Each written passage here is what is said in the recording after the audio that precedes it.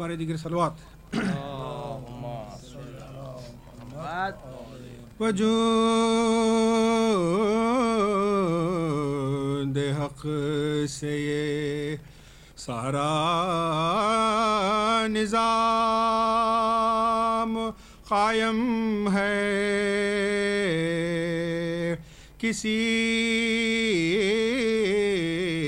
کے فیض سے یہ انتظام قائم ہے۔ وہ اور ہوں گے یتیمان مذہب و ملت، ہمارے سر پہ ہمارا امام قائم ہے۔ وجود حق سے صلوات بر محمد۔ جب زینب غریب کے رن میں پسر لڑے، تنہا لڑے یا وہ سب اہل شر لڑے، کس خوبصورتی سے علی کے جگر لڑے۔ ایک شور پڑ گیا کہ غزہ، ایک شور پڑ گیا کہ غضب، شیر نر لڑے ورثہ انہیں ملا ہے جناب امیر کا، یہ زور سب ہے شیر کی بے، یہ زور سب ہے شیر کی بیٹی کے شیر کا۔ زینب جو ننگے پاؤں کھڑی تھی قریب در، عباس جا کے دیتے تھے یہ دم بدم خبر، روئے نا اب حضور مہم ہو چکی ہے سر، لاکھوں سے لڑ رہے ہیں غضب، لاکھوں سے لڑ رہے ہیں غضب، آپ کے پسا زور آج پھر دکھا دیا خیبر کشائی کا، اب تو انہی کے ہاتھ ہے میں، اب تو انہی کے ہاتھ ہے میدان لڑائی کا۔ آنسو بہا کے بنتے علی نے کہا کہ ہاں دے اور ہمت انہیں خلاق و انسجا، بچے کہاں ہزاروں کا او مہر کا کہاں، کچھ ہو انہیں فلک نہ ہو، کچھ ہو انہیں فلک نے نہ ہونے دیا جوان، بے کس ہو اور اس پر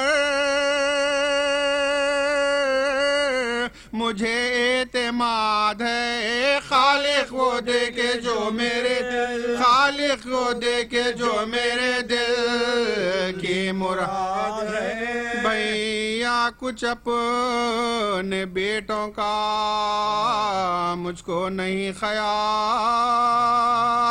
مر جائیں لڑکے یا کہ ہو ٹاپوں سے پامال، صدقے کروں ہزار جو ایسے ہو نونہال، سب دولتیں لوٹی یہ بچے، سب دولتیں لوٹی یہ بچے، فاطمہ کلا آئے بہن پہ وہ جو بلا ان پہ آئی ہو، دنیا میں کوئی ہو کہ نہ ہو، دنیا میں کوئی ہو کہ نہ ہو میرا بھائی ہو۔ یہ ذکر تھا کہ بھائی کو حضرت نے دی صدا، عباس آؤ گھر گئے زینب کے دل ربا، دوڑے صدا یہ سنتے ہی عباس با وفا، اسنائے رام میں علی، اسنائے رام میں علی اکبر نے زندہ رکھا فلک نے، یہ آنسو بہانے کو چلیے حضور جاتے ہیں، چلیے حضور جاتے ہیں لاشیں اٹھانے کو، کچھ کچھ ابھی تھا دم کے انہیں لے چلے امام، ایک لاش کو تو آپ لیے تھے شاہ انام اور ایک لاش حضرت عباس نیک نام خیمہ تھا سامنے کے بزا خیمہ تھا سامنے کے بزا تو جیتے نہ پہنچے ہائے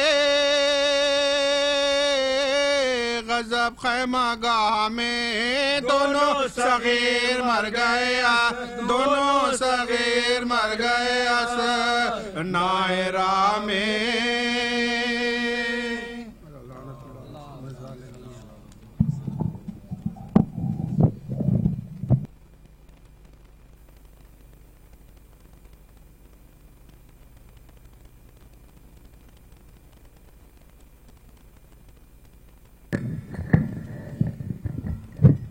برائے مہربانی آگے آگے تشریف لے آئیے.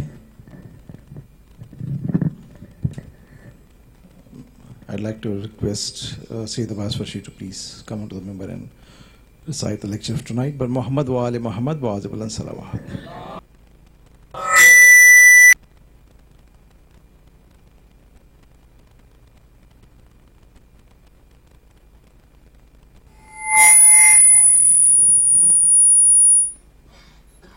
صلوا علی محمد و آل محمد.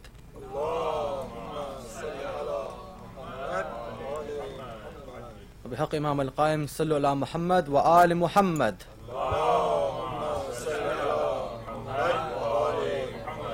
فاتحہ.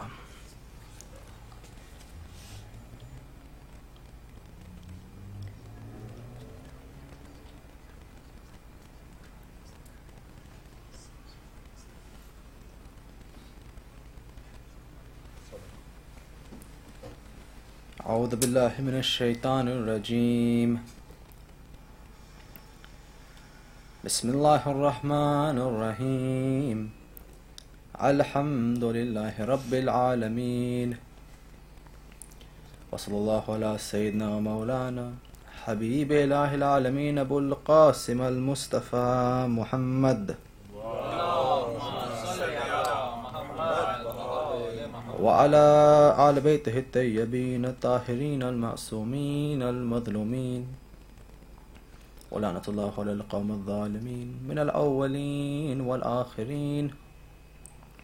السلام على الحسين وعلى علي بن الحسين وعلى أولاد الحسين وعلى أصحاب الحسين يا أبا عبد الله يا رحمة الله الواسعة ويا باب نجاة الأمة ويا عبرة لكل مؤمن ومؤمنات غريب مظلوم Karbala.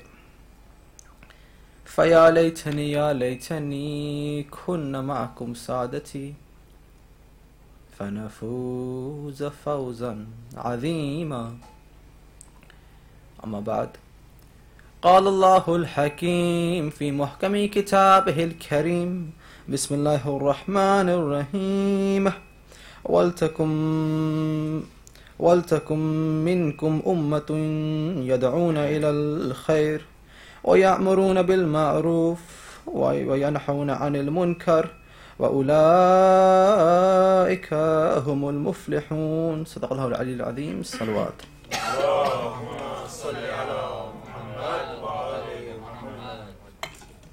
Assalamu alaikum. Assalamu alaikum wa rahmatullahi wa barakatuh. May Allah bless you in these ayam for all the mourning we're doing and we'll continue to do. May Allah reward all of us, inshallah. So we continue our discussion. We agreed over the last few nights, alhamdulillah, the first night, the second night and the third night of Muharram, we would devote to discussing unity, but unity of the individual. How does Abu Abdullah teach me to unify myself with Allah? That was our aim. Alhamdulillah, over the last few nights we've gone through the different ways in which Abu Abdullah teaches us this one thing. Become one with Allah. Make your likes the likes of Allah, your dislikes the dislikes of Allah. And we went through some of the different practical ways in which he does this himself and how we can do it ourselves. And then we agreed, but that the plan for Imam Hussain is bigger than just the individual. He said, I'm going and I'm leaving, thank you, to reform the ummah of my grandfather. Not the people of the ummah of my grandfather, but the ummah itself, the community itself, the society itself. It stands to reason then that once we discuss the unity of the individual, we must discuss the unity of the community. That's the point. And once we understand this, we go close in answering the question we set ourselves for the entire Ashra, which was, what is Imam Hussein's plan for global unity? So you start with the individual, now we get to society, the community, and then we can move on inshallah later. Now, there are a number of questions which are natural at this point, which is, we agree that Abu Abdullah has come to reform the ummah of his grandfather. We understand this. What do we mean by ummah? That's the beginning. What is community? What is ummah? And once we understand what ummah means, we can then go to Shaykh Mudahhiri's beautiful discussion as to why people join in community, why people don't feel like they're in the community, and how we use the banner of Abu Abdullah to become a community. And then inshallah, once we do this, we can then ask the big question, is Imam Hussein's plan capable of helping every society? So we start by saying, what is community? Then we look at the features of community according to Shaykh Mudahhiri, and then we can see, can Abu Abdullah help every community? And inshallah, at the end of the lecture, we'll use different parts of Ziyarat Ashura to see just how, what tools are hidden there for unity amongst each other, inshallah, in our community. You understand the discussion, inshallah? Sallallahu Muhammad wa ali Muhammad.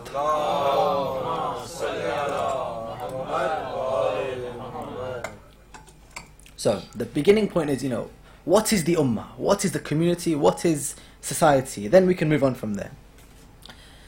Ulama answer this by saying that a society is when individuals group together on the basis of some collective goal. Individuals, like all of us, people with our own ideas, come together because we share something. And by virtue of that thing we share, we become a community. So for example, geography. If we're from a specific place, we unify because we're all from that area. It's our community. We are Indian, we are Pakistani, we are British. Okay. Religion, deen, that's the collective goal. We unify because we are all Muslim. We're all, trying to follow Islam. Yeah? What else could there be? Culture. We unify because we share culture, we share history. There must be something which we share. Something which we, all of us, share together. And by virtue and strength of that thing we share, we come together. Okay, read a salawat, please. If we follow this, it means that every community has a direction it's going in. It could be the direction of the country, direction of the religion, but it's going somewhere. It has an aim, every community. And every community is governed by certain rules. This is the bunyad for the later discussion. Certain rules govern the community. What were the rules which govern the community of Rasulullah Muhammad sallallahu alaihi wasallam? What was that thing which united that community? We read in the Quran, Surah 3, Surah Al-Imran. I don't have my watch today, so if I go longer, I go shorter, you are in charge of this, inshallah. Surah Al-Imran, Rasulullah, and we have in the Quran. وَلْتَكُمْ مِنْكُمْ أُمَّةٌ يَدْعُونَ إِلَى الْخَيْرِ. The ummah of Rasulullah, guide people to khair, guide people to goodness. For those who have just come, inshallah, I'll summarize. We've agreed to discuss unity of community today. That's our aim in today's discussion. And we're beginning to see what is society, what is community. And we mentioned this verse of Quran. Allah is saying, and let arise there be a nation from you, from which you invite people to khair. Okay. How? What is the way in which this community works? وَيَأْمُرُونَ بِالْمَعْرُوفِ وَيَنْحَوْنَ عَنِ الْمُنْكَرِ. By inviting to good and forbidding evil. So that's how this community works. And once this happens, وَأُولَٰئِكُمْ هُمُ الْمُفْلِحُونَ, you will be successful. So, the ummah of the Holy Prophet, which we want to be part of, and which Hussain is trying to reform, governs, works, is powered, is catalyzed by Amr bil Ma'ruf wa Nahi anil Munkar. That's the basis of the community. Enjoining good, forbidding evil. This is why Imam Hussain himself says, I'm only setting out to enjoin good and forbid evil. Amr bil Ma'ruf wa Nahi anil Munkar. That's why I'm set. So, every community has certain things they share. Yeah, they're all together. And the community of the prophets is shared in Amr and Nahi. The things they enjoin towards good and the things they negate for evil. And the Holy Prophet, he explains this in a really beautiful way. Our Holy Prophet says, and he's explaining to us just what the nature of his community. He tells us a story, the Holy Prophet. He says, the Holy Prophet, imagine you are on a boat, a ship, and all of you have a designated area on this ship. But the ship is crashing in waves which are going to tear this boat apart. Prophet saying this. Everyone has their own seat. One person in their seat starts to dig a hole underneath it. It's their seat, they accept it's their seat and they want to dig a hole. The Holy Prophet says, unless everyone on this ship stops them, that person will drown, everyone will drown. This is the ummah. One ship, one basis, one being. Everyone united together. Amr bil Ma'ruf, Nahy anil Munkar. If we don't enjoin good and forbid evil, one person will not only destroy themselves, they'll destroy the ummah itself. Yeah? And that's what Abu Abdullah is here to reform. I'm here to reform the ummah of my grandfather, the Holy Prophet. In the Quran, this idea of community keeps coming up. We have many times, the ummah. Sometimes ummah is used, sometimes millah is used, ayyuhan nas, qabail, shu'ub, many words which describe the same thing, a collection of people. I'll mention for you two ways in which the ummah is discussed for the purpose of our discussion. One way in the Quran we mention, Inna Allaha yuhibbu ad-din. Allah loves the religion. وَيُقَاتِلُونَ فِي سَبِيلِهِ. And those who fight to protect this religion are in the path of this religion. Allah loves those people who are fighting for the sake of this religion and on the path. Okay. But how do you describe these people? Saffan. They are in rows. كَأَنَّهُمْ بُنْيَانٌ مَرْصُوصٌ. These people, they are standing in rows, like in an army when you have, the people fighting, you stand in rows, and they are like a firm structure. So, for the purpose of our discussion, the ummah, the first metaphor we're using, is like safa, rows of people, and they are united like a large structure, one being. If you imagine in an army, everyone's strength determines on the strength of the one they're next to. If one person is weak and you're standing in a line, you'll be breached. So everyone must be strong for the person next to them and for the person next to them. You keep passing the responsibility until everyone together holds. They hold together.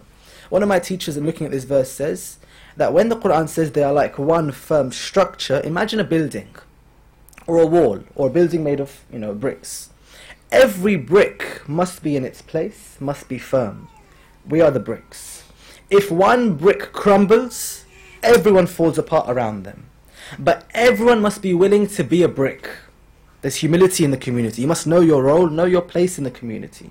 So this verse of Quran says, imagine if you have an army, all the soldiers are together, one person wants to be a hero, runs outside, and they leave a hole. That army will fall apart. Everyone together, everyone equal. Read a salawat, please. Another metaphor or another description of the community which our Holy Prophet uses is a very famous one. This ummah is like one body. This is one of the most famous beliefs that we have. One body, one organism. When one part is in pain, the entire body feels it. Also, the Mufassirin argue that this means that when one part is in pain, the rest is concerned with it. If you're ill and one part of your body is sick, you can't just ignore it and the rest of your body sleeps at night. No, the whole body is awake when one small finger is in pain, like a paper cut. Also, we have that when a person is ill and sick, you develop some symptoms of sickness, like a fever, or like a cough, or a sneeze, to tell you something is wrong. The ummah is like this. When there's a problem, even if you can't see it, you see the signs, the asarat, you see the different symptoms of it. Allama Tabatabai, when talking about this idea, says that this also means that the ummah is one organism, it's one body. The ummah has the same likes and the same dislikes. It's one body.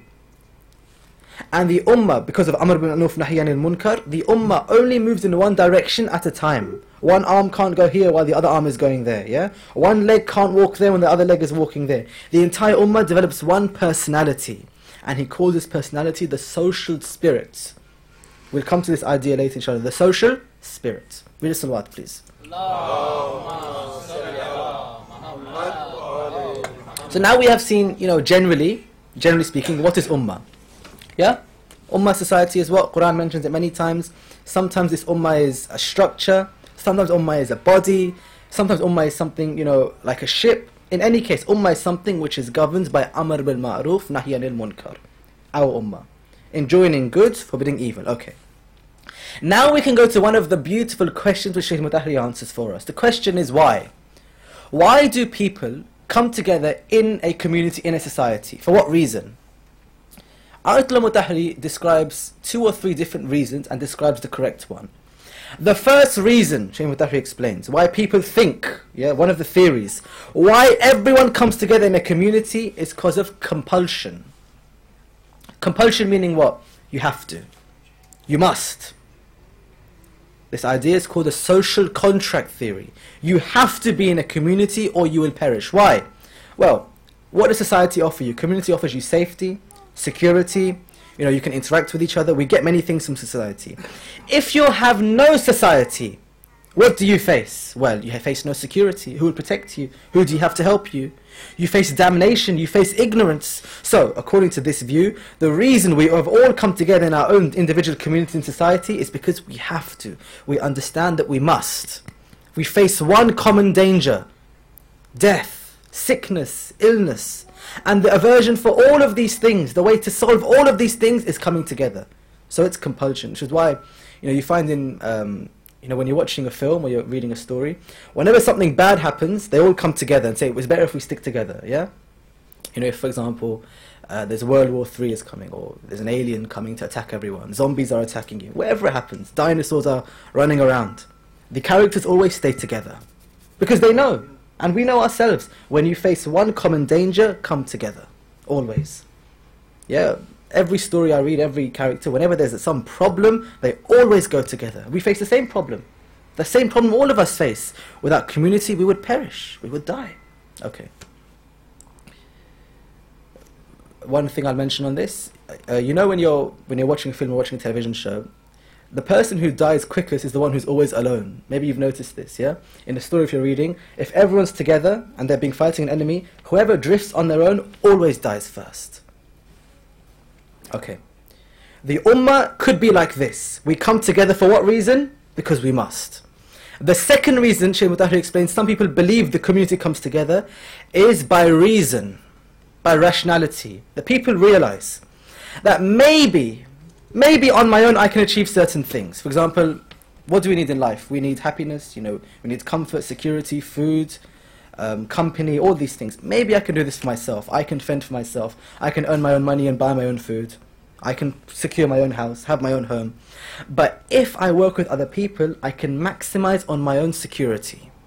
So it's not like I have to, but I know I'll be better. The example they give is in business. Why do companies merge together? Why do companies have deals together? Because they must. They can do it with anyone. They do it to maximize their own condition, improve their own basis. Community is like this. I come with you, you come with me, not because we need each other or we're going to die, because it's better for me, my own safety, my own security. This is another view. Read a salawat, please. Ayatollah Mutahri disagrees with both. And he says that's not the reason why we come into community.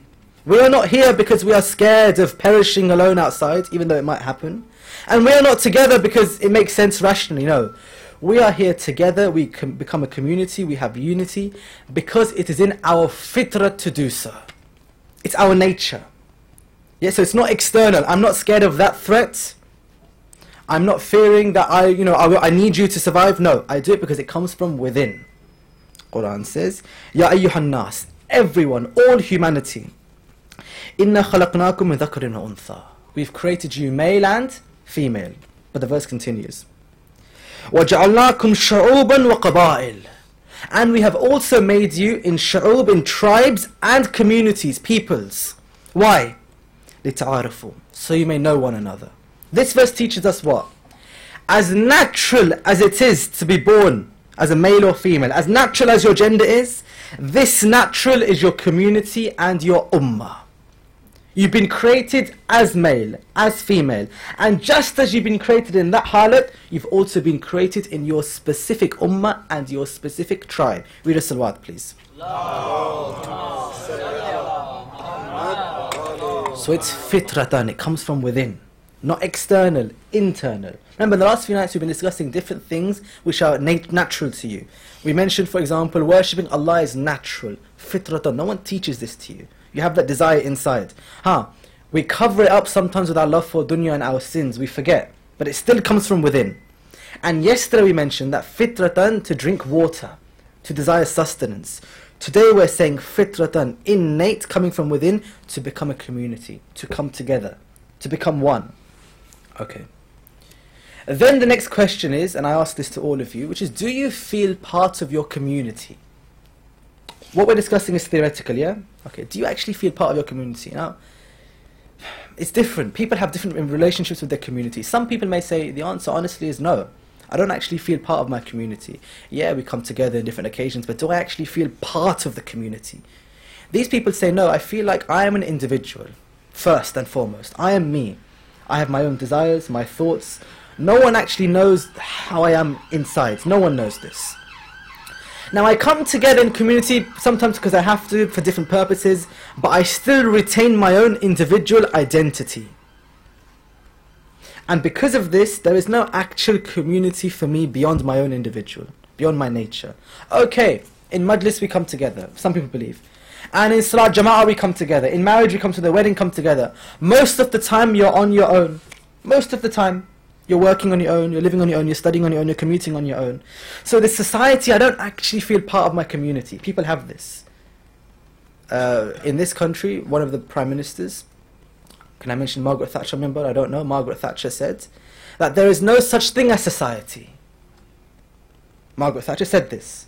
And it represented a belief, a neoliberal belief, that the individual is the only point of concern. This is why, many governments, they restrict aid to people because they say, who can decide your fate better than you?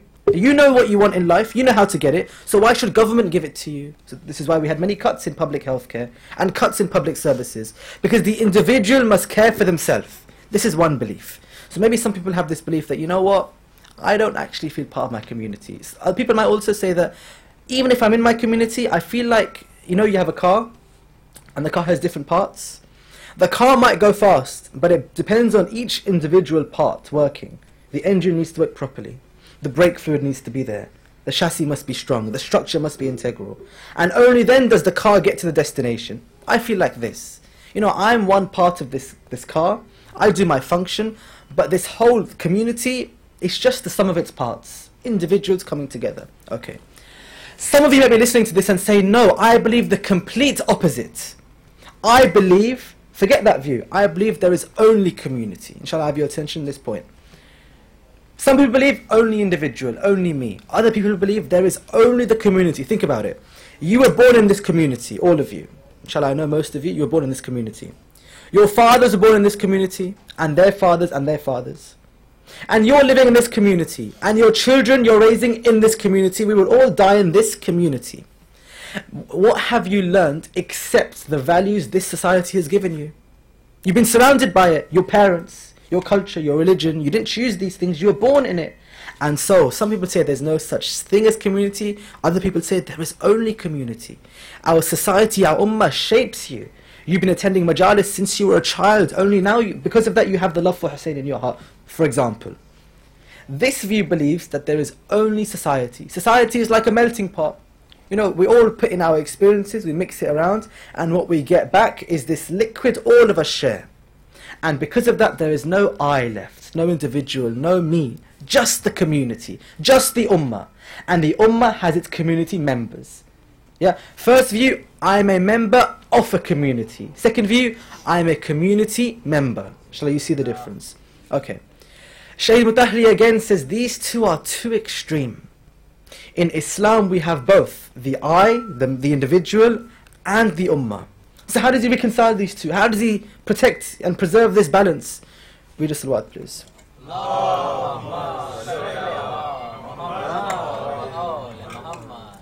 So, you see the challenge. Either there is only me and I don't care for people, there's no community. That's the problem. Because ummah exists. Quran refers to you by ummah. And the other side of the problem, there is only ummah. What happened to your personality? What makes you different? What makes you distinct in your community? So, we need both. This is Syed Mutahri's solution. He argues that when we come together in a community, physically we are all independent of each other. My actions are my own, the things that I do, the places I go to, the way I think, all these things are separate. But when we bring our minds together, we create something new. Physically, we're all individuals. I go to work, you go to work. We can't say our community is there. No. When I bring my opinion to you, and you bring your opinion to me, and we find common ideals all of us share, that is where the community exists. And he says you have two. You have the individual spirit and the social spirit. And according to Mutahhari, the ummah is that social spirit. What we all share, the common goals, common religion. I'll give you one example. Maybe this point is a bit technical. One example to make it easier. I can speak Urdu. Yeah? I have this ability. मैं कोशिश करता इतनी अच्छी नहीं लेकिन मैं कोशिश कर सकता. I can speak Urdu. Okay. My Urdu is imperfect. It's not the ideal Urdu. It's, I've grown up in this country. I'm still learning. It's not that good. Okay. Let's say one of your Urdu is perfect Urdu. Like the best. I don't just mean Urdu what we speak. No, like Milanese Urdu. Like Iqbal Urdu. Like actual proper Urdu, which is complex and has the richness of the language. Okay. Do I represent the language of my community? No. Because my Urdu is not that good. It's mixed with English. And let's say you're extremely complex, like, rich Urdu. Does your Urdu represent the community? No. It's too complex, too far. So is the entirety of the community existing in my or in your capability? No, we must share some common. And the thing which we share is the ideal norm language. When I die, that norm remains. And when you die, that norm remains. It's above us and beyond us. But for as long as I'm alive, I share in that and try to adopt it in my life. And you share, and you try and adopt it in your life. Okay, take away language. Deen is the common. Maybe my religion is not that good, I'm trying. Maybe you're trying too. But we're still shared in that we are trying to follow the same one deen. Shaykh Mutahhari says, when you have a common ideal, a common goal, you are not that goal. You are not that society. But you are still a part of that society. So far we've discussed, inshallah, 2 or 3 things. First of all, ummah is one community. It is one ship going in one destination. It's one wall protecting one community. One building holding one family. One body, one organism. But it's formed because we come together, fitratan, it's natural. It comes from within. We want to be with each other. And sometimes people feel, I don't really feel part of my community. We have to remember that you are not here to be just an individual or here to be just a community yourself. We are here to share community together. Okay. Now we're ready to confront the idea or discuss the idea of Abba Abdullah al-Hussain and our community. Read the salawat, please. I hope that wasn't, too technical. We need to discuss that for the rest of our discussions. Is Imam Hussein's plan capable of solving the problems of every community? This is our question. Because it's so good to say Imam Hussain can solve our community. Fine, he can solve your community. We said Hussain is universal. So Abu Abdullah must be able to help every community. British, American, native. Every community. How? We agreed just now, a moment ago, that community comes from fitrat, human nature. Wherever there is a person, there is a desire to be in community, wherever they are. Now, wherever they are, they form their own independent communities, their own separate communities. Fitratan. If we believe the word of Allah, that in the same way you have gender, you have qaba'il, you have your own tribe, that means that every community must have the same characteristics. Every community, every civilization. Why? Because they've come from the same place, the human fitrat. So why does it matter if the human is an American human or a British human? A human living in 1700s or in 2100s? Why does it matter? The fitrat is the same. And so every community must have certain common goals, common qualities. Strip away all of the different things, different languages, different culture, different history, different geography. Every society must have certain qualities which they all share universally. And here is where we see the value of Azadari and Hussain ibn Ali ibn Abi Talib alayhi salam. Okay, what are those common qualities every community has. Every single one. Well, Quran explains to us. One feature of every single community is لِكُلِّ أُمَّةٍ ajal. Every community has its own time. It has its beginning, it has its end. Every community. Yeah? Wherever humans form, they begin their formation and their formation ends. Look at every civilization in history. Look at Rome. Rome was supposed to be the greatest civilization. Rome fell. Byzantines came. Okay. Byzantines were supposed to collect the goodness of all of Mediterranean. Byzantine Empire fell. Before that, Greek Empire, that fell. Then in that same area, everyone's fighting. Ottoman Empire came. Ottoman Empire fell. Every empire has a beginning and an end. Every ummah, every community. Even our community began with our Holy Prophet Rasulullah Muhammad sallallahu alaihi wasallam. And it will end, it will terminate, come to completion when we come to the return of Imam al-Qa'im al-Sahib al-Asr, inshaAllah. So every community has a beginning and an end. Okay, what else? What else? Every community, لِكُلِّ أُمَّةٍ تُدْعَى إِلَى كِتَابِهِ. Every community will one day be gathered and it will hear its kitab, hear its deeds. Sometimes we think when I'm born, when I'm raised up, I'll be raised alone and I will have to answer for my own deeds. No. You'll be raised with your Imam, inshallah, and Quran, whatever it means. And Quran explains you'll be raised not just with your deeds, with the deeds of your entire ummah. My deeds will be heard with your deeds and your deeds if we're in the same ummah. So, every community, shared by what? It has a beginning, it has an end, and at the end it will be raised with its deeds, inshallah. Okay, that's two qualities. Third quality. كَذَلِكَ زُيَّنَّ لِكُلِّ أُمَّةٍ عَمَلَهُمْ. Every ummah thinks its amal, its actions are zinat, beautiful. Every ummah. It believes its actions are beautiful. It has its own status quo. And if the status quo, the norm. If the norm is being met, the action's good. If the norm is not being met, the action's bad. Every community has its own way of being norm, its own system. Okay. So far we've discussed, every community must have certain, qualities together. Fitratan, every community. Ajal, they have their own beginning and ending point. Kitaba, they'll be raised with their own reckoning. Yeah? And zayyana li'amalihim, their actions are seen as beautiful. Okay. There is a problem here. Every community begins and every community thinks what it's doing is correct. So what happens when something bad is happening in that community? What happens? They all think they're right. They have their own status quo. What if the status quo is wrong? The status quo of Lut's qawm was evil. The status quo of Ibrahim's qawm was shirk. The status quo of our Holy Prophet's qawm was burying daughters. Every community has its own norm and it thinks what it's doing is correct. Our community has many norms which are wrong. So every community needs somebody to rise up and tell them what's right and wrong when it's not being followed. Every community, Quran says, that every community hounded its prophets, plotted against its prophets. Why? Because all of our prophets rose to correct the ummah. Every prophet was a revolutionary. And every ummah needs a revolution when the deeds and the norm is becoming, the dhulm is the norm. We have a narration from our Holy Prophet Muhammad sallallahu alaihi wasallam, in which our Prophet says that a community can exist if it has kufr, but it will cease to exist when there is dhulm. Why? People can have a norm which is bad and evil, they'll follow it, but the moment there is oppression, they will rise up. Yeah, look at the Arab Spring. All of those leaders thought that they would live forever, as in their leadership would be forever.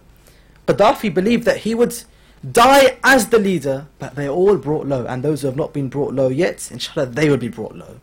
Inshallah, all of them. So, and every community needs a revolution at some point. When? When the norm is not being followed. That's where Abu Abdullah al-Hussain comes. Every revolutionary can learn from the revolution of Hussain. Why? Because Abu Abdullah questioned his status quo, his norm. What was the norm of Hussein's community? Well, this is an important point, and inshallah we'll discuss this in 2 or 3 nights. Muawiyah had his own method, Yazid had his method. Okay, in fact, before Muawiyah, Before Muawiyah, dhulm happened to Ahlul Bayt. Agreed? Muawiyah is not the beginning. There was dhulm before Muawiyah. You know what I'm saying, yeah? And before Muawiyah, the dhulm that happened was being normalized. Imagine you're Abu Abdullah al-Hussain, imagine you're Imam, and you're walking around and the people who killed your mother are now in positions of authority and leadership. Or those who killed your mother are now in charge of the aristocracy. They have power in the community. Imagine. Dhulm had become normal. And Sayyidah Fatima made this known for everyone. You know, when we say that Sayyidah Fatima, she wept and she mourned so much that she had to be taken to Baytul Ahzan, a house separate from her home. Were the people not aware why she was weeping? Of course they knew. But still, dhulm had become normal. Not that dhulm happened. Dhulm has always happened. It had become the status quo. Then comes Yazid. And Yazid continues this plan. How? For Yazid, he commits open kufr and commits open sins as Khalifa. So for Hussain, this is too much.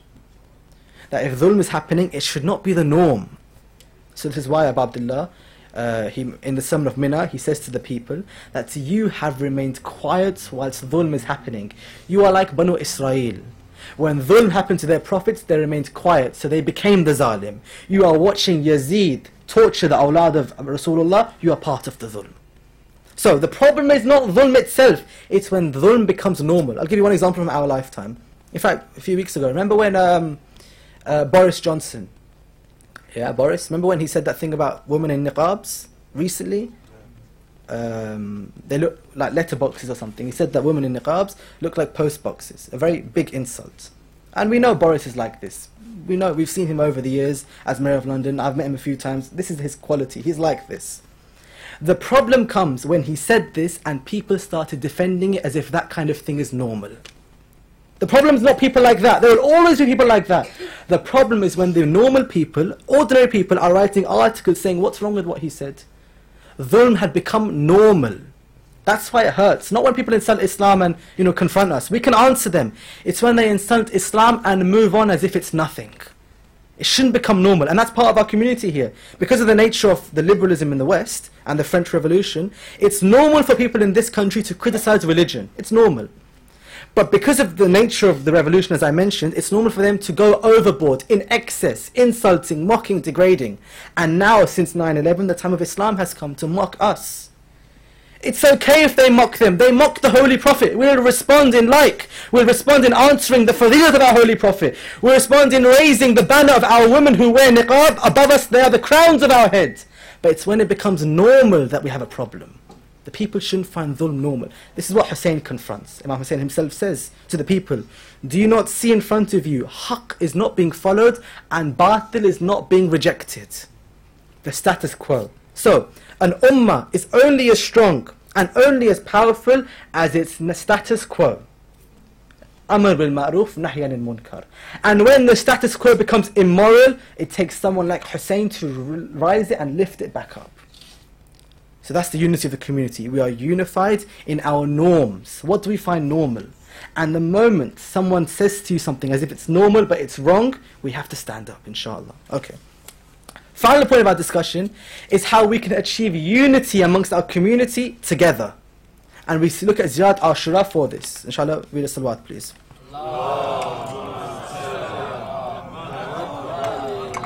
Okay, Ziyarat Ashura. We've been mentioning Ziyarat Ashura every day. This Ziyarat has different tools for unity in our community. Okay. One thing we learn from Ziyarat Ashura is that however much I grieve for Hussain, I need someone else to grieve with them. We mentioned this before, we'll go into it properly today. Ya Aba Abdullah, we say. Ya Aba Abdullah. لَقَدْ عَظْمَةُ الرَّزِيَّةُ. Laqad, by Allah, this grief, this raziyah, this calamity, it's heavy, a'zam, it's heavy on me. Okay. وَجَلَّتُ عَظْمَةِ الْمُصِيبَةُ بِكَى. And this musibah about you is unbearable for me. Okay, so far it's just me and Hussain. This musibah is unbearable for me.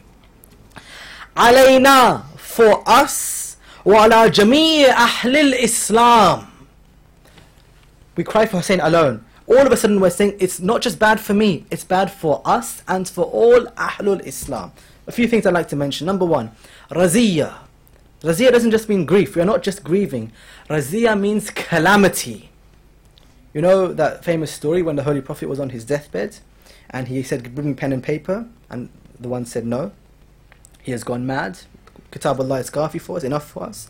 When this happened, Ibn Abbas said a great raziyah has happened. Calamity. Calamity. Same to Abu Abdullah, that what happened to Hussain is a calamity for us. But not just me, for Ahlul Islam, the people of Islam. Question, why not Muslims? Why Ahlul Islam? Yeah, it's a strange thing. Ahlul Bayt, people of the house, that makes sense. Muslim, Ummat, Rasulullah, that makes sense. Ahlul Islam, people of Islam, it means that there is Islam without azadari and Islam with azadari. And those who are close to the real Islam use azar to become one. Yeah, the Ummah of Rasulullah, the Ummah of Imam Abu Abdul Hussain is united by Azim Raziyah. That unites us. Grief that we need to share with each other. Okay. Also, this idea continues when it comes to unifying amongst each other. وَأَصْلُ اللَّهَ بِحَقِّكُمْ, I appeal to Allah by the haqq of Hussain. Read later in Ziyad Ashura. وَبِالشَّأْنِ الَّذِي لَكُمْ عِنْدَهُ, and by the status you have in front of Allah, Ya Hussain, take me to Allah. Again, this is very personal, yeah? These are words we say alone. Ya Allah, for the sake of Hussain, bring me close to you. أَن يُؤْتِيَنِي بِمُصَابِ بِكُمْ أَفْضَلَ مَا يُؤْتِي بِمُصَابِ مُصِيبَةً مُصِيبَةً أَعْظَمَهَا. Ya Allah, this musibah that you have given is too much for me. It's very personal. And I need something from you, Allah. Help me. Musibatan a'zamaha. It's the greatest musibah I've ever had in my life is this musibah. Okay. Wa'zamaha raziyatuhu fil Islam. And it's the greatest musibah of Islam. وَفِي جَمِيعِ السَّمَوَاتِ وَالْأَرْضِ. And the greatest musibah for all of the heavens and the earth. So, Islam, heavens and earth, all of them must be together, unified in mourning for Hussain. Samawat wal ard. Already we have a narration from Imam Muhammad al-Baqir alayhi salam. Our fifth Imam says, when my grandfather Hussain was killed, both the visible and the invisible mourned for him together. Samawati wal ard. So we are saying that if they are mourning for Hussain, if the atoms are mourning for Hussain, if the animals are mourning for Hussain, all of Islam should mourn for Hussain. That's the unifying factor. Okay. Now, we have to be careful in this because we don't want to be like the Ummah who unified against Hussain. Read later in Ziyad Ashura. وَجَلَّتْ وَعَظَمَتِ الْمُصِيبَةُ فِي السَّمَوَاتِ عَلَى جَمِيعِ أَهْلِ السَّمَوَاتِ. Yeah, this musibah is for everyone, all of the people of heaven and earth. فَلَعْنَ اللَّهُ أُمَّةً أَسَّسَتْ أَسَاسَ الظُّلْمِ وَالْجَوْرِ عَلَيْكُمْ أَهْلُ الْبَيْتِ. La'an upon that Ummah who laid the foundations for the dhulm upon Ali Muhammad, Muhammad and Ali Muhammad. Read the salawat, please. So because of their actions, they became an ummah. Hold on a second, Ummah Rasulullah? No. Your ummah is what the actions you do. And if you commit certain actions, you become those actions. And if you become those actions, you become a new ummah. And the ummah who did dhulm against Hussain, they become their own community. The worrying thing is they have certain qualities which could affect us. We're not dhalim of Hussain, but they have qualities in excess which we could develop in our hearts, which is very dangerous. For example, Allahumma la'an isabat allati jahadat al-Hussain. La'an upon that gang who ganged up against Hussain. We're not with them. Inshallah, we're not with them. وَشَايَأَتْ وَبَايَأَتْ وَتَابَتْ عَلَىٰ قَتْلِهِ. And those people, Shayat, who were followers, وَتَابَتْ, who did bay'at, and Tabat, who followed in the footsteps of those who did dhulm. We're not with them, inshallah. And this part, we were told to repeatedly, 100 times we read this in Ziyad Ashura. Always do la'an of those, not just those who killed Hussain. That comes at the end. Those who helped. Yeah? And those who supported, those who gave bay'ah, and those who followed. We're not with them. The next line, which comes later, is a bit more fearful for us. وَلَعْنَ اللَّهُ أُمَّةً دَفَعَتْكُمْ عَنْ مَقَامِكُمْ. La'an upon those people who drove you away from your maqam, Hussain. Okay, we know how they drove Hussain from his maqam. What's Hussein's maqam? Imam of everyone. Hussein's maqam is that he should impact our life at every stage. The dhulm of Hussain. Tell me the maqam of Hussain and I'll show you how it's greater than what you think. The maqam of Hussain is extremely high. Are we doing justice to the maqam of Hussain? We come together every year for 10 days. We mourn for Hussain. Do we remember him at the end of the year and for the rest of the year? The verse continues, وَأَزَالَتْكُمْ الْمَرَاتِبُ الَّتِي رَتَّبَكُمُ اللَّهُ فِيهَا وَلَعْنَ اللَّهُ أُمَّةً قَتَلَتْكُمْ. La'anan on those people who took Hussain away from his rank which Allah gave him. And la'an upon those people who killed you. We're not part of the killing of Hussain, but the rank of Hussain is something all of us have to follow. In our own way, our own responsibility. And we are judged by our ilm. So if we have knowledge of Hussain, we owe it to Hussain to make him important in our lives. What happens when the community forgets Hussain? Disunity happens. And inshallah, in the next few nights we'll discuss that when we forget Hussain, like we are scared we might do according to this line, we become disunified. And that's the problem we have to face and realize, inshallah. Then our discussion, inshallah, Sallallahu Muhammad wa Ali Muhammad.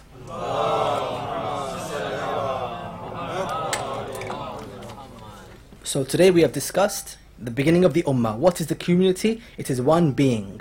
Fitratan, we come in the community, we join in the community. The Prophet had his community, Abu Abdullah is reviving that community, and today that community is, for us to follow, for us to be part of. But we have challenges.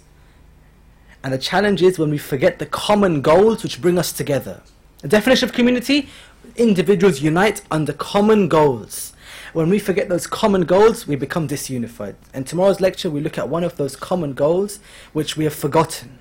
And that is that we share the suffering, the legacy of suffering to Ahlul Bayt. In tomorrow's lecture, we'll go through history and see many times when the community was about to fall apart and they became together because of the suffering of Hussain. And if you see in our community signs that we are crumbling, that we are falling apart, disunity, we return to that same suffering which helped every ummah of the Imams. Inshallah, it can help us as well. That's for tomorrow, inshallah. Sallallahu Muhammad wa Ali Muhammad.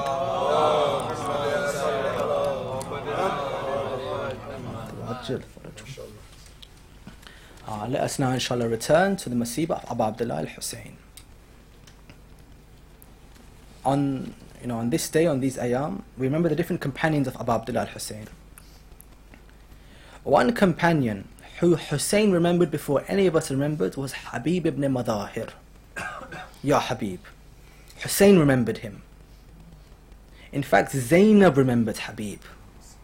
They say that when they were traveling and Zainab saw, sallallahu alayha, that at one point Abu Abdullah is speaking to tens of thousands of people.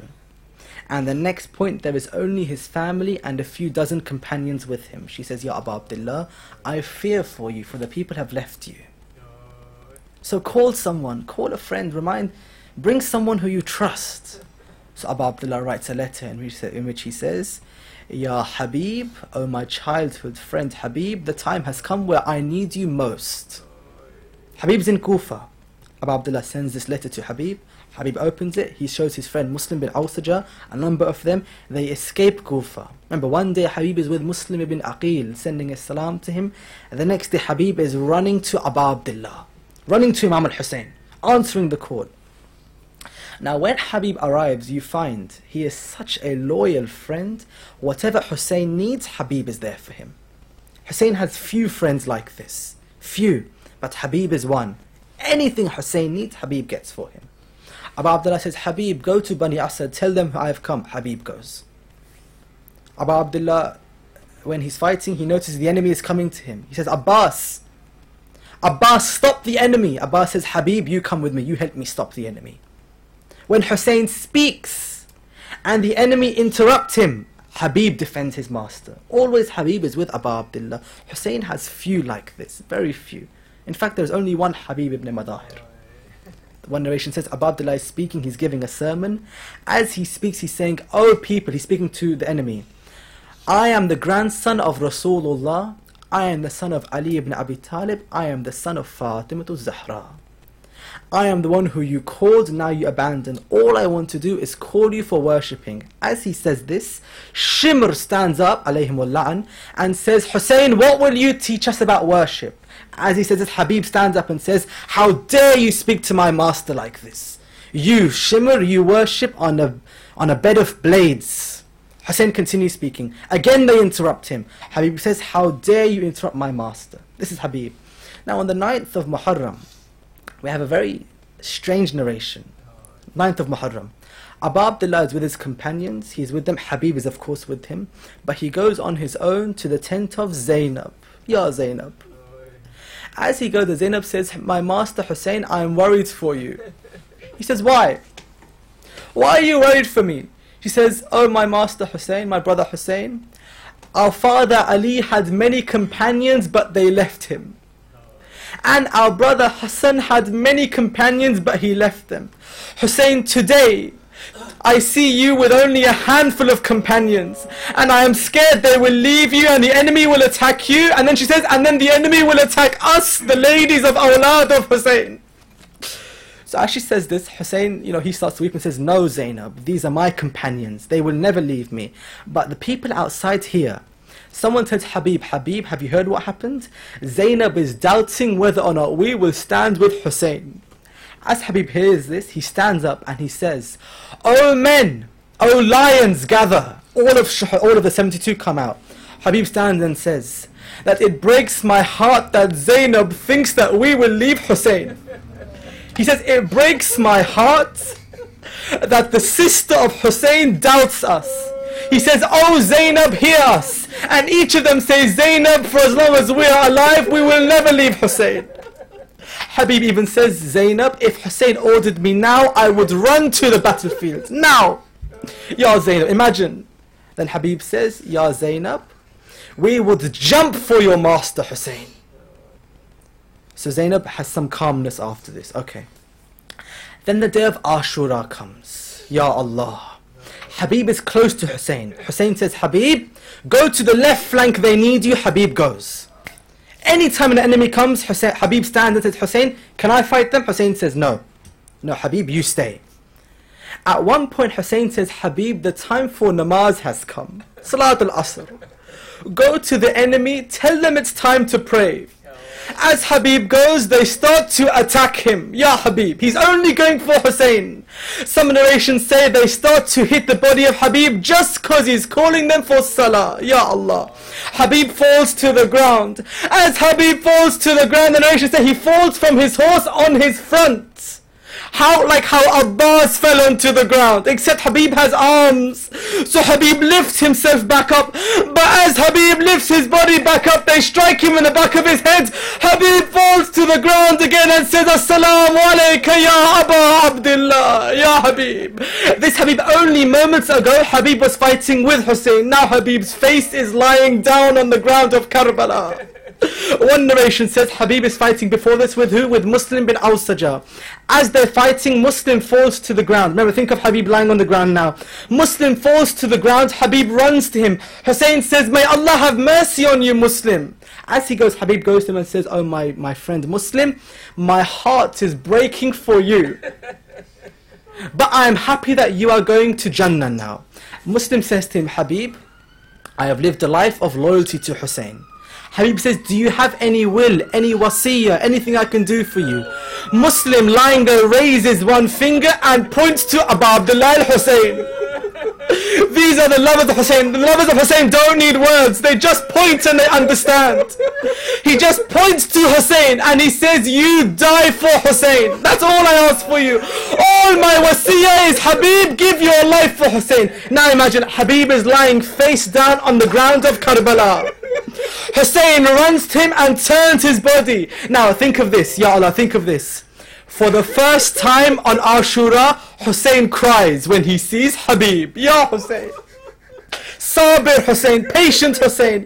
He's been through everything, but the first time tears fall from Hussain is when he sees the body of his childhood friend covered in blood on the sands of Karbala, face down. Ya Hussain. And Abu Abdullah starts to weep first time. That's the second time Hussain cries when he sees Abbas lying face down with no arms. Third time Hussain cries when he's holding Ali Asghar in his arms. Ya Hussain. So the first time he cries when he sees Habib, he turns Habib over, he says, take the salam of your Imam, he passes away. I have one request for you, Ya Azadar.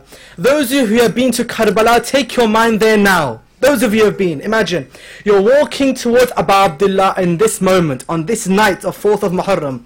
You're walking, around you is the golden minarets of Hussain.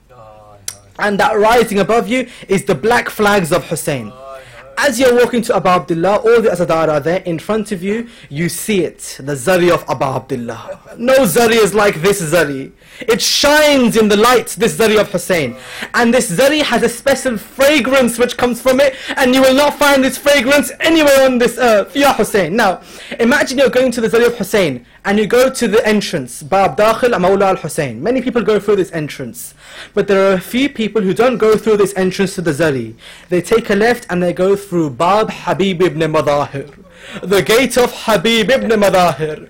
And when you go through this gate, you see in front of you, on the left hand side of the zari of Hussain, is the zari of Habib ibn Madahir. Why? Because when no one came to Hussain, Habib came to Hussain. And when everyone left Hussain, Habib left Hussain. Remember, Ali Akbar, Ali Asghar, they're all buried with Hussain in that zari. But Habib has his own shrine. Why? Because Habib is special. Today Hussain is surrounded by Ali Akbar on one side, Ali Asghar on the other side. Habib's body is near him. The Zawar are coming. But on Ashura, Hussain is lying alone on the plains of Karbala. His back is not touching the ground. Why? He has so many arrows in his back that he is hovering on the sand of Karbala. 33 wounds are in the body of Hussain. 34 arrows are in the body of Hussain. No one comes near Hussain because they are waiting and they are scared. Inna lillahi wa inna ilayhi raji'un. May Allah forgive all our sins, inshallah, for these tears. And may Allah unify us for the sake of Habib, inshallah. And for the sake of our tears and this majlis, may Allah forgive all our sins and bring the reappearance of Imam Sahib al-Asr, inshallah. Wa akhiru da'ana alhamdulillahi rabbil alameen. Matam Hussain.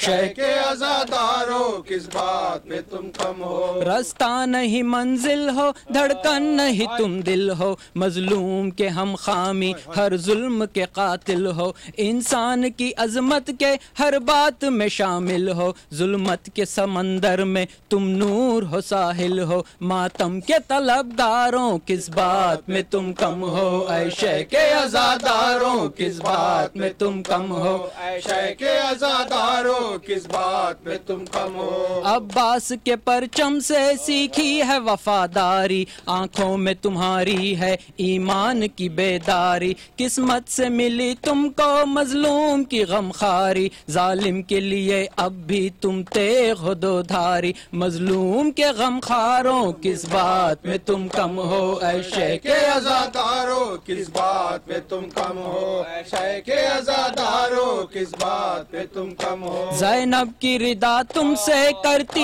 है सवाल ऐसा, किस गम में बहाते हो आंखों से लहू अपना, क्या घर में तुम्हारे भी पैगाम मेरा पहुंचा, जिस दीन के लाशे पे काम आया मेरा पर्दा, लाज उसकी रखो देखो किस बात में तुम कम हो, ऐ शेख आज़ादारों किस बात पे तुम कम हो, ऐ शेख आज़ादारों किस बात पे तुम कम हो। क्या दर्स लिया तुमने अकबर की जवानी से, क्या सीखा बताओ तो करबल की कहानी से। मत भूलो खतीबों के अल्फाज अमानी से, महफूज हकीकत को रखना है कहानी से। ऐ इल्म के मैयारों किस बात में तुम कम हो, ऐ शेख के अज़ादारों किस बात पे तुम कम हो, ऐ शेख के अज़ादारों किस बात पे तुम कम हो। निस्बत है पैगंबर से, निस्बत तुम्हें है दर से, इस निस्बत मौला से तुम दूर रहे घर से।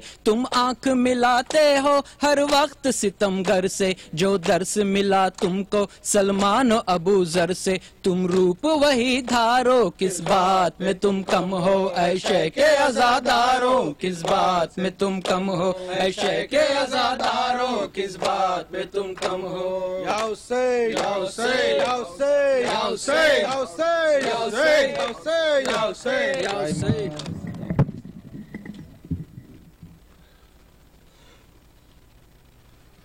अस्सलामु अलैका या रसूल अल्लाह, अस्सलामु अलैका या नबी अल्लाह, अस्सलामु अलैका या अमीर अल-मुअमिनीन, अस्सलामु अलैका या सय्यदुल वसीय्यीन, अस्सलामु अलैकी या फातिमतुज़ ज़हरा सय्यदतुन निसाइल आलमीन, अस्सलामु अलैकी या खतीजतुल कुबरा उम्मुल मुअमिनीन, अस्सलामु अला इमाम हसन इब्न अली अल-मुज्तबा वारिस अमीर अल-मुअमिनीन, अस्सलामु अलैका या अबा अब्दुल्लाह अल-हुसैन वअला अल-अरवाह अल्लती हल्लत बिफ़िनाइक, अलैका मिन्नी सलामुल्लाहि अबदन मा बक़ीत व बक़िया अल-लैल वन-नहार वला जअलहु अल्लाहु आखिर अल-अहद मिन्नी लिज़ियारतिकुम। अस्सलामु अला अल-हुसैन व अला अली इब्न अल-हुसैन व अला औलाद अल-हुसैन व अला अस्हाब अल-हुसैन, खुसूसन सय्यदी व मौलाय अबुल फज़ल अब्बास इब्न अमीर अल-मुअमिनीन। अस्सलामु अलैका या क़ासिम इब्न अल-हसन व मुस्लिम इब्न अक़ील व हानी इब्न उरवाह वल हबीब इब्न मज़ाहिर वल हुर्र शहीद। अस्सलामु अलैकुम जमीअन शुहदा करबला व रहमतुल्लाहि व बरकातुहू। अस्सलामु अला अली इब्न अल-हुसैन ज़ैनुल आबिदीन व मुहम्मद इब्न अली अल-बाक़र व जाफ़र इब्न मुहम्मद अस-सादिक़। अस्सलामु अला मूसा इब्न जाफ़र अल-काज़िम व अली इब्न मूसा ar-रिज़ा व मुहम्मद इब्न अली अल-जवाद व अली इब्न मुहम्मद अल-हादी व अल-हसन इब्न अली अल-अस्करी वल हुज्जत अल-क़ाइम अल-मुंतज़र अल-महदी। सय्यदी अजअल अल्लाह तआला फरजक व सहल अल्लाह तआला मखरजक व ज़हूरक। अल्लाहुम्मा जअलना मिन अंसारिही व आवानिही व अतबाइही व शिय्यतिही व राज़ीना बिफ़अलिही व ज़ाबीन अन वल मुस्तशहदीन बैन यदैक। अस्सलामु अलैकुम व रहमतुल्लाहि व बरकातुहू। सल्लि अला मुहम्मद व अला मुहम्मद।